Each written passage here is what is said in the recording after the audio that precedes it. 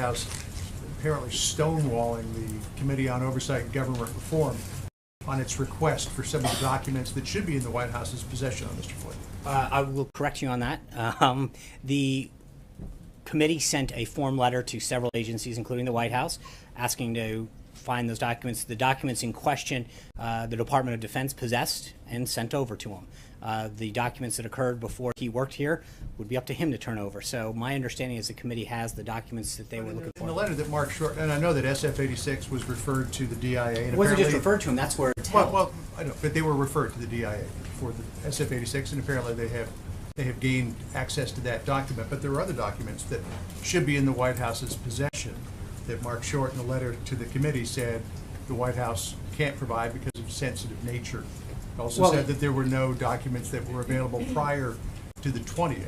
Right. But I also asked the question, does the White House believe that Lieutenant General Flynn might have broken the law when he filled out SF-86? I don't. That would be a question for him and a law enforcement agency, whether or not he filled. I don't know what he filled out and what he did or did not do.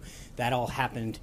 He filled that form out prior to coming here, and so it would be up to the committee and other authorities to look at that. I don't know, but with respect to the letter, they asked for three things. The SF-86, which you properly point out was in the possession of the DIA. My understanding through reports is that they have obtained that. Then they asked for documents prior to January 20th. As you know through the Constitution, we didn't assume the White House until January 20th at noon, so we don't have the documents prior to assuming the White House. And then the third would be they listed for every call and contact that he made, which is an extraordinary number. That's a very that's a very unwieldy request. So was it the sheer volume of it, or was I mean, it's to say we want the National Security Advisor, whose job it is to talk with foreign counterparts on a daily basis to document every call that he may or may not have made, is not exactly a request that's able to be filled. But every document that they asked for, my understanding is that they've gotten. John, is it your position that during the transition, the Trump transition has no custodial possession of any of these documents? Well, I would again, that Flynn filled out as part of the process to become the president's national security advisor.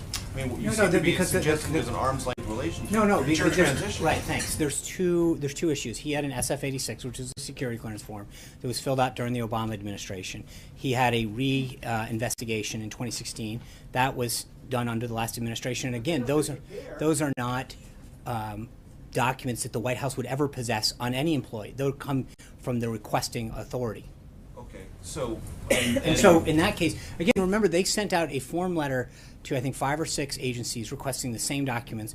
The place where the documents that they had questioned did fulfill that request. Right, and I'm just trying to find out from your perspective, is there no obligation, either the transition or the White House, to do anything more than you have done or has been done in this matter? Everything that the White House has been asked to do, we have made that the only documents that were made available to them that they asked for were the ones that the Department of Defense had. And how about these calls made when he was working during the transition on behalf of a future President Trump? Aren't those things that you should have some either responsibility or obligation to provide if you can?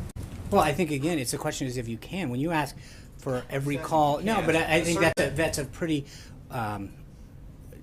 There is, I mean, that to ask for every call or contact that a national security advisor made is pretty outlandish, if you will. To say that we want to have a list of everything that you know, there is no. But theoretically, but again, those calls were made on behalf of the Trump transition, were they not? When? When he was in the, I mean, this. Look, this Major, he did not. We started this administration on January 20th. Right. All the information that they're talking about occurred prior to him being at the White House. Right, but so working for the transition. And I'm just saying, is there any obligation you have? Not the White House. Everything that is being questioned occurred prior to January 20th. But you actually for the delivery of those documents? But you're acting as if you had no custodial or ethical responsibility of your own transition. That's all I'm trying to do. No, and I guess the question is that what... He was not making calls as a private citizen. He was making it as a future national security advisor. I understand that. And right now, to ask the White House to produce documents that were not in the possession of the White House is ridiculous. I got John. Thanks a lot, Sean. A few weeks ago, when General Flynn's attorney wrote to the Senate Intelligence Committee suggesting some sort of immunity deal for General Flynn. I asked you a question about whether the White House would be invoking executive privilege. And your response at that time was, no, we have no problem with General Flynn testifying. He's free to do so. We won't be invoking any type of privilege.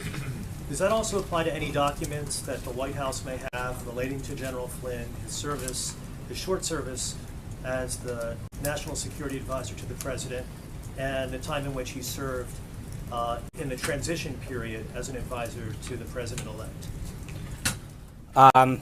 I think, look, when you ask, I know that when Chaffetz was asked that whether or not what he is looking into had anything to do with the White House, my understanding is he was very clear that that had to do with his time prior to that. So talking about what his role is at the White House seems not germane to any of the questions that are being asked. What about prior to his service at the White House? Well, that, again, would have to go to General Flynn. There's nothing that is being asked for with respect to his service here at the White House. The documents that Major was referring to rest within the Department of Defense. My understanding is that they were provided. And the overall issue of privilege, would you be invoking privilege? I'm not at this time to answer that question. I don't know the answer. There's nothing that would that I'm responding to on that particular matter. Trey. And Sean, generally speaking, within the Trump administration, how important is it to the president that everyone working for this administration is honest on their security clearance forms? Very. And if they don't, then they're going to be, investigated. I mean, but you assume, look, everybody fills out forms all the time. All of us, at some point, we sign our name and swear under oath that everything that's done there. So I think each and every one of us, in different ways, signs our names and agrees to abide by the information that we provide. Just following up, do you know if the president is aware of the comments that were made by the House Oversight Chairman today? And does he agree at all with the assertion that it seems as though General Flynn was not in compliance with the law? I'm not. And again, that would be a matter for them to look into, not for us. Caitlin. Does the White House consider Mike Flynn's payment from Russia today to be a payment from a foreign government? I don't know. That was, again, all of that occurred prior to his service. Or White House. Does this White House consider a payment from Russia today to be a payment from a foreign government? I understand. What I'm saying is everything that he did was prior to coming to this White House. So for us to determine someone else's thing as a consultant. Today, do you consider that to be a payment from a foreign government? I'm sorry, if what? If someone took money from Russia today. If they were an employee of the White House, absolutely. But again, I don't know the exact circumstances. Everything that is being discussed occurred prior to his employment at the White House, occurred as a consultant. And so whatever he did, as long as he did it in compliance with the law, as every one of us as a citizen has the right to do, that's up to an individual to do and then comply with the law. To follow up on that, why wasn't he more closely vetted during the transition period? Well, again, you fill out forms, and I feel like the White House and the Trump transition team should have known about this before they were having him come to the White House. Well, again, you fill out the forms, you do an investigation, you do a background check. Every employee gets that background check done, and they have a security clearance, and they fill it out, and that's how everyone operates under the same guise.